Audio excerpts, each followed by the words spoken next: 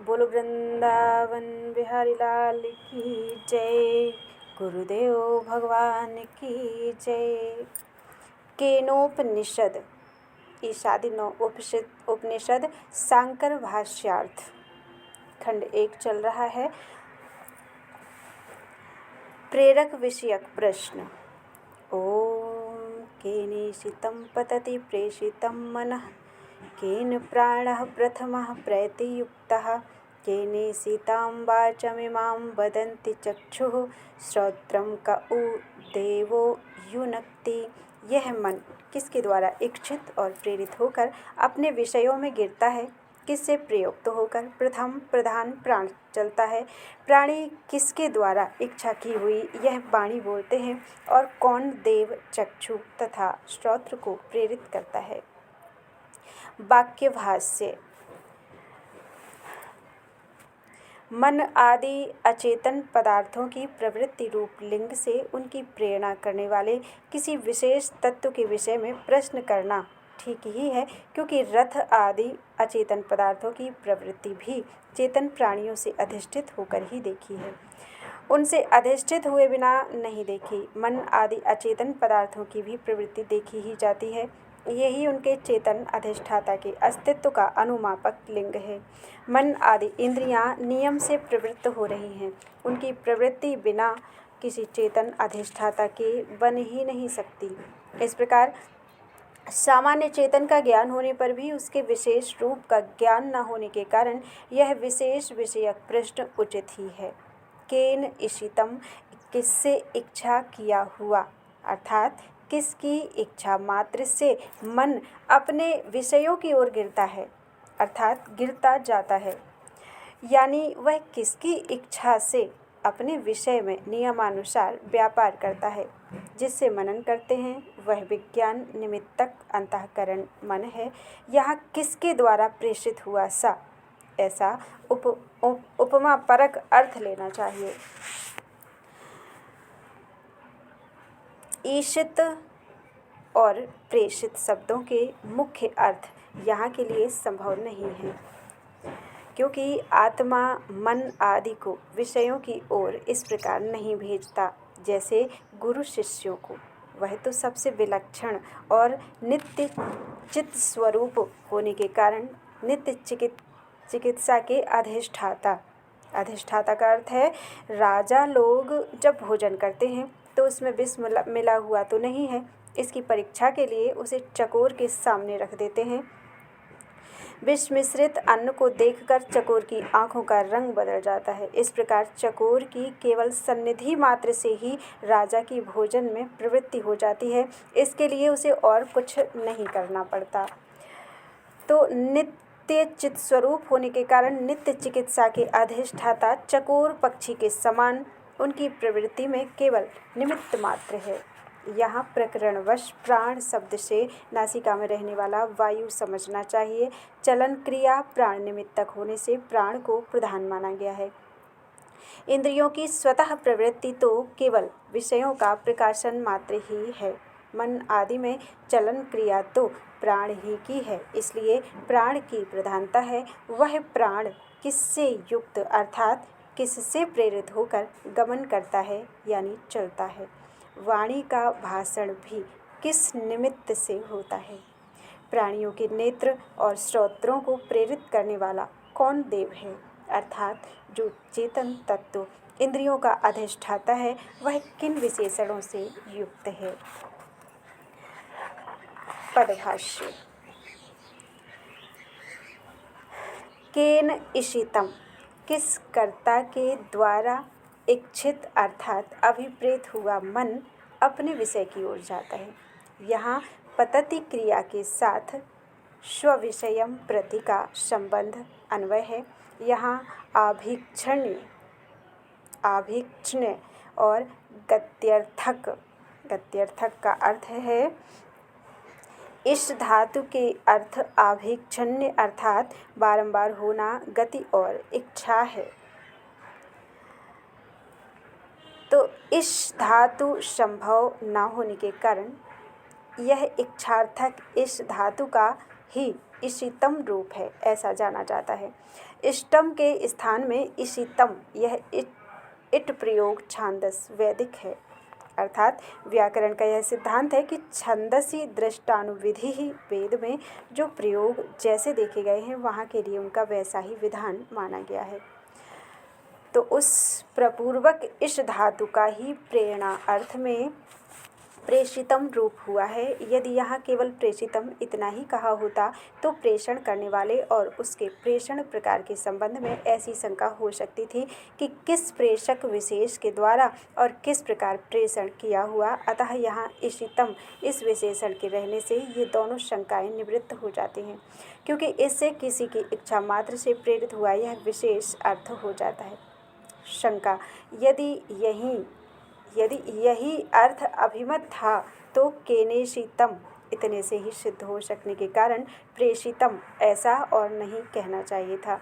इसके अतिरिक्त शब्दों की अधिकता से अर्थ की अधिकता होनी उचित है। इसलिए इच्छा, कर्म अथवा वाणी इनमें से किसके द्वारा प्रेषित, इस प्रकार प्रेषक विशेष का ज्ञान प्राप्त करना आवश्यक होगा। समाधान, नहीं, प्रश्न की सामर्थ्य से यह बात प्रतीत नहीं होती, क्योंकि इससे यह निश्चय होता है कि जो पुरुष देहादि संघात रूप अनित्य कर्म और कार्य से विरक्त हो गया है और इनसे पृथक कूटस्थ नित्य वस्तु को जानने की इच्छा करने वाला है, वही यह बात पूछ रहा है। अन्यथा इच्छा, वाक और कर्म के द्वारा तो इस देहादि संघात का प्रेरकत्व प्रसिद्ध ही है। अर्थात इच्छा, वाणी और कर्म के द्वारा यह देहादि संघात मन को प्रेरित किया करता है। इस बात को तो सभी जानते हैं, अतः यह प्रश्न निरर्थक ही हो जाता है। शंका, किंतु इस प्रकार भी प्रेषित शब्द का अर्थ तो प्रदर्शित हुआ ही नहीं।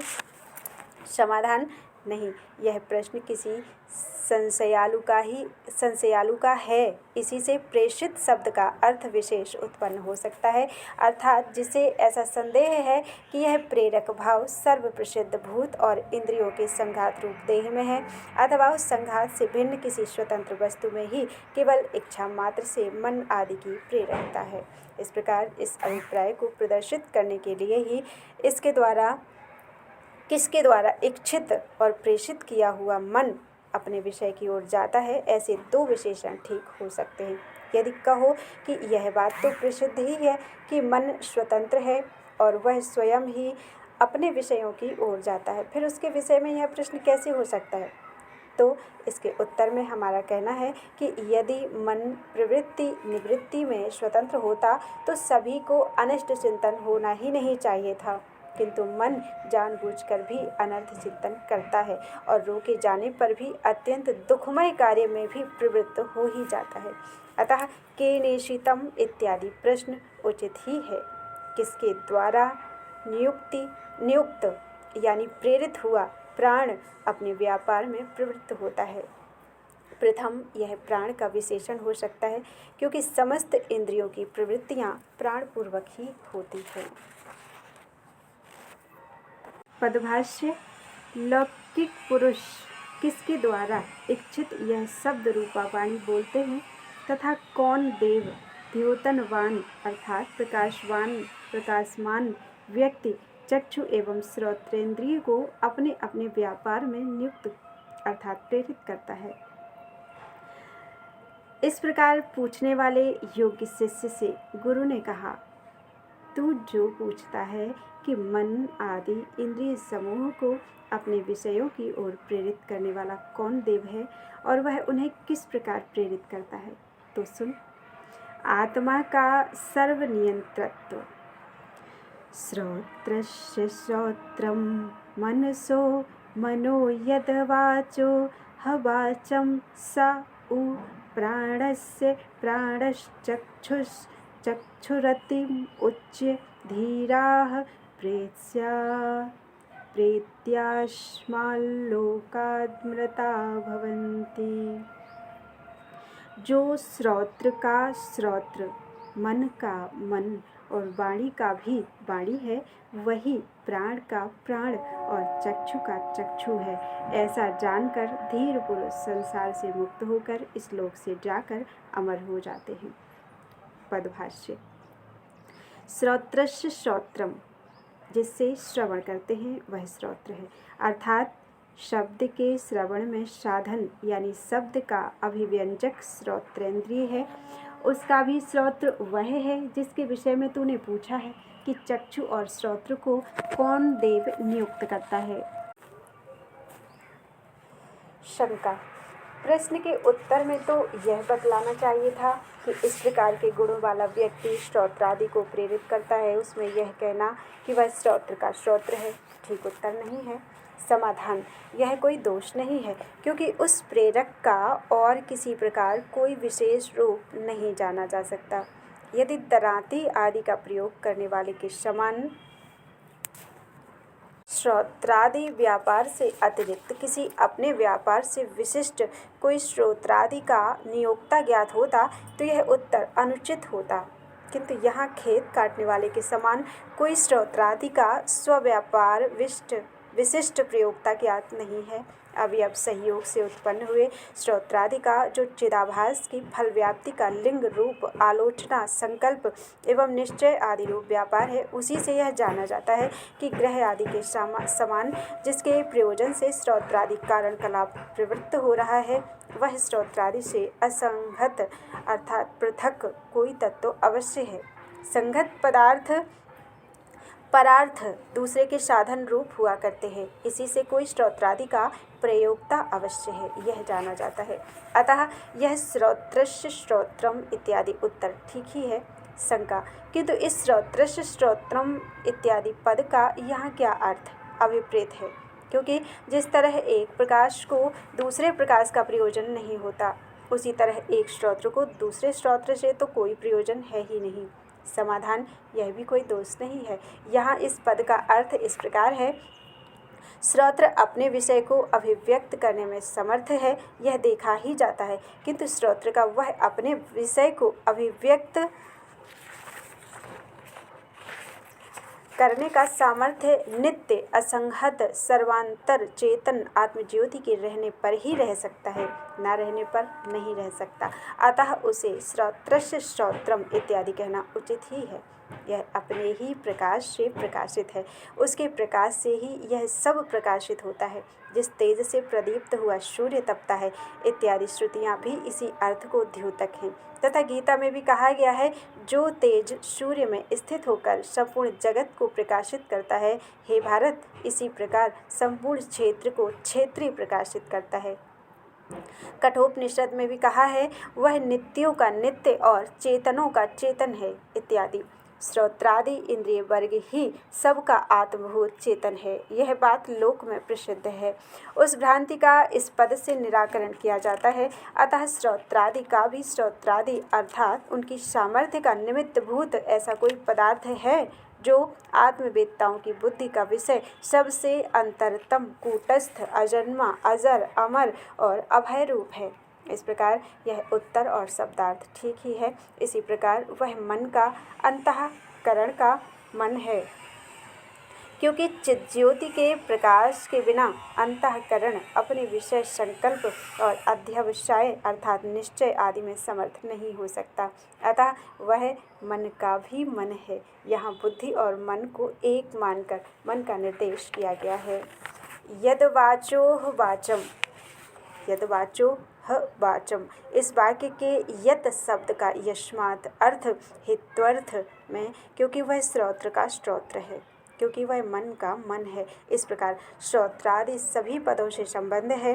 वाचो ह वाचम, इस पद समूह में वाचम पद की द्वितीय विभक्ति प्रथमा विभक्ति के रूप में परिणत कर ली जाती है, जैसा कि प्राणस्य प्राणः में देखा जाता है। यदि कहो कि वाचो ह वाचम, इस प्रयोग के अनुरोध में प्राणस्य प्राणम इस प्रकार द्वितीया ही क्यों नहीं कर ली जाती, तो ऐसा कहना उचित नहीं, क्योंकि बहुतों का अनुरोध मानना ही युक्ति संगत है। अतः स उ प्राणस्य प्राणः, इस पद समूह के स और प्राणः दो शब्दों के अनुरोध से वाचम इस शब्द को ही वाक इतना कहना चाहिए। ऐसा करने से ही बहुतों का अनुरोध युक्त स्वीकार किया समझा जाएगा। इसके सिवा पूछी हुई वस्तु का निर्देश प्रथमा विभक्ति से ही करना उचित है। अभिप्राय यह कि जिसके विषय में तूने पूछा है वह प्राण का यानी प्राण नामक वृत्ति विशेष का प्राण है, उसके कारण ही प्राण का प्राणन सामर्थ्य है, क्योंकि आत्मा से अनधिष्ठित प्राण का प्राणन संभव नहीं है। जैसा कि यदि यह आनंद स्वरूप आकाश न होता तो कौन जीवित रहता और कौन श्वासोच्छ्वास करता। यह प्राण को ऊपर ले जाता है तथा अपान को नीचे की ओर छोड़ता है इत्यादि श्रुतियों से सिद्ध होता है। यहाँ उपनिषद में भी यह कहेंगे कि जिसके द्वारा प्राण प्राणन करता है उसी को तू ब्रह्म जान। शंका, परंतु यहाँ श्रोत्रादि इंद्रियों के प्रसंग में घ्राण को ही ग्रहण करना युक्त है, प्राण को नहीं। समाधान, यह ठीक है, किंतु श्रुति प्राण को ग्रहण करने से ही घ्राण का भी ग्रहण किया मानती है। इस प्रकरण को यही अर्थ बतलाना अभीष्ट है कि जिसके लिए संपूर्ण इंद्रिय समूह की प्रवृत्ति है वही ब्रह्म है, तथा ब्रह्म चक्षु का चक्षु है। रूप को प्रकाशित करने वाले चक्षु इंद्रिय में जो रूप को ग्रहण करने की सामर्थ्य है वह आत्म चैतन्य से अधिष्ठित होने के कारण ही है, इसलिए वह चक्षु का चक्षु है। प्रश्न, कर्ता को अपने पूछे हुए पदार्थ को जानने की इच्छा हुआ ही करती है। प्रश्नकर्ता को अपने पूछे हुए पदार्थ को जानने की इच्छा हुआ ही करती है, इसलिए तथा अमृता भवन्ति, अमर हो जाते हैं, ऐसी फलश्रुति होने के कारण भी उपर्युक्त श्रोत्रादि के श्रोत्रादि रूप ब्रह्म को जानकर इस प्रकार यहाँ ज्ञात्वा क्रिया का अध्याहार किया जाता है, क्योंकि अमृत की प्राप्ति ज्ञान से ही होती है, जैसा कि ब्रह्म को जानकर मुक्त हो जाता है। इस उक्ति की सामर्थ्य से सिद्ध होता है जीव श्रोत्रादि करण कलाप को त्याग कर श्रोत्रादि में ही आत्मभाव करके उनकी उपाधि से युक्त होकर जन्मता मरता और संसार को प्राप्त होता है। अतः श्रोत्रादि का श्रोत्रादि रूप ब्रह्म ही आत्मा है, ऐसा जानकर और अतिमोचन करके अर्थात श्रोत्रादि में आत्मभाव को त्याग कर धीर पुरुष प्रेत्य अर्थात पुत्र मित्र कलत्र और बंधुओं में अहंता ममता के व्यवहार रूप इस लोक से विलग होकर यानी संपूर्ण ऐष्णाओं से मुक्त होकर अमृत अमरण धर्मा हो जाते हैं। जो लोग श्रोत्रादि में आत्मभाव का त्याग करते हैं वे धीर यानी बुद्धिमान होते हैं, क्योंकि विशिष्ट बुद्धिमत्व के बिना श्रोत्रादि में आत्मभाव का त्याग नहीं किया जा सकता। कर्म से, प्रजा से अथवा धन से नहीं, किन्हीं किन्हीं ने केवल त्याग से ही अमृत लाभ किया है। स्वयंभू ने इंद्रियों को बहिर्मुख करके निश्चित कर दिया है, इसलिए जीव बाह्य वस्तुओं को ही देखता है, अपने अंतरात्मा को नहीं देखता। कोई बुद्धिमान पुरुष अमृत की इच्छा से इंद्रियों को रोककर अपने प्रत्येगात्मा को देखता है, जिस समय इसके हृदय की कामनाएं छूट जाती हैं, इस अवस्था में वह ब्रह्म को प्राप्त कर लेता है। इत्यादि श्रुतियों से भी यही सिद्ध होता है।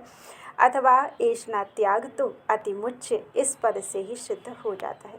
अतः अस्माल लोकात् प्रेत्य का यह भाव समझना चाहिए कि इस शरीर से अलग होकर यानी मरकर अमर हो जाते हैं।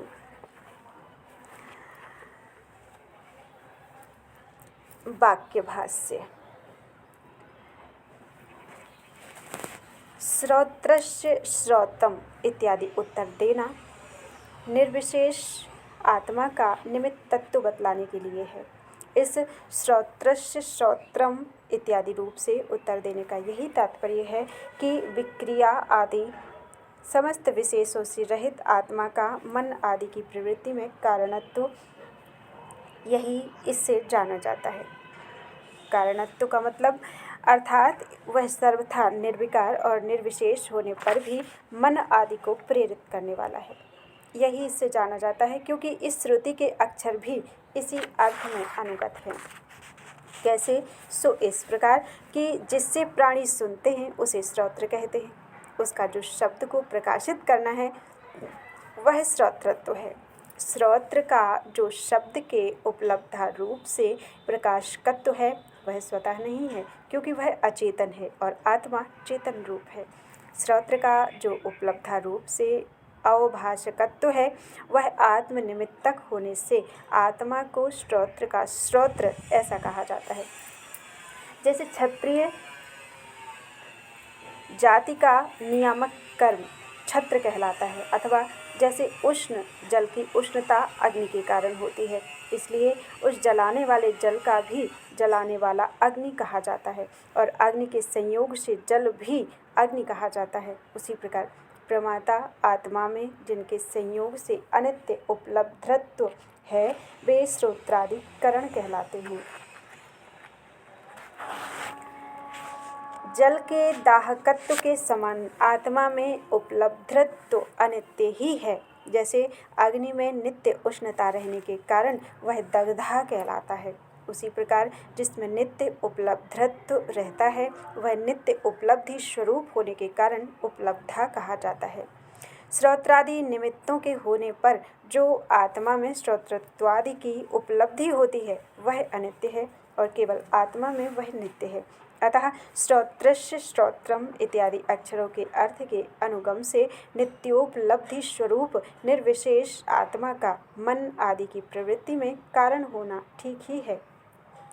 इसी प्रकार जैसा कि श्रोत्रस्य श्रोत्रम के विषय में कहा गया है, मन, वाक और प्राणादि के संबंध में भी समझ लेना चाहिए।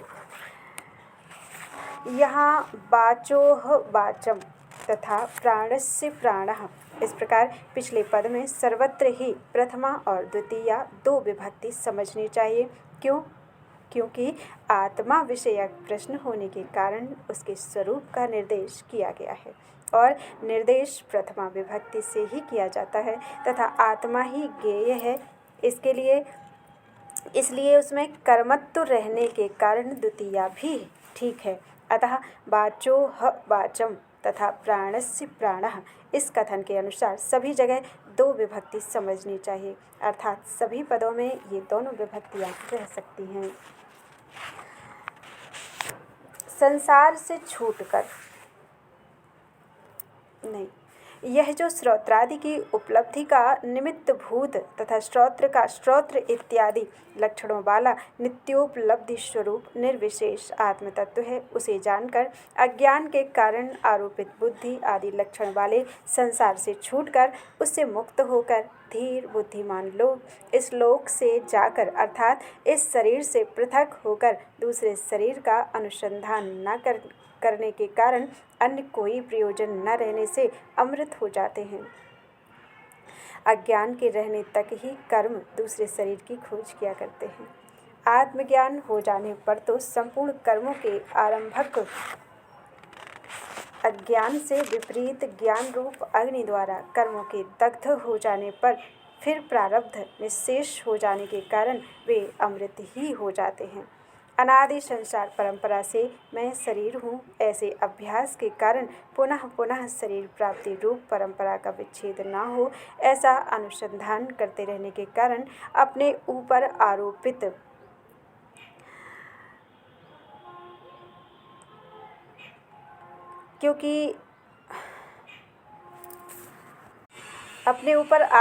की हुई अज्ञान रूप मृत्यु का वियोग होने से पूर्व भी नित्य आत्मस्वरूप होने के कारण यद्यपि अमृत ही रहते हैं तथापि अमर होते हैं, ऐसा उपचार से कहा जाता है। बोलो वृंदावन बिहारी लाल की जय। त्वदीयं वस्तु गोविंदम तुभ्यमेव समर्पितम। मैं इसी योग्य तो नहीं हूँ कि पुराण और उपनिषद पढ़ूं या उन्हें जानूं, लेकिन भगवान की कृपा से सिर्फ पढ़ रही हूँ। स्वाध्याय है, समझ में कम आता है और समझा तो बिल्कुल भी नहीं पाते हैं, तो उसके लिए क्षमा करें। सिर्फ स्वाध्याय के तरीके जैसे हम पढ़ रहे हैं वैसे ही आप सुने। बहुत बहुत धन्यवाद। राधे राधे कृष्ण।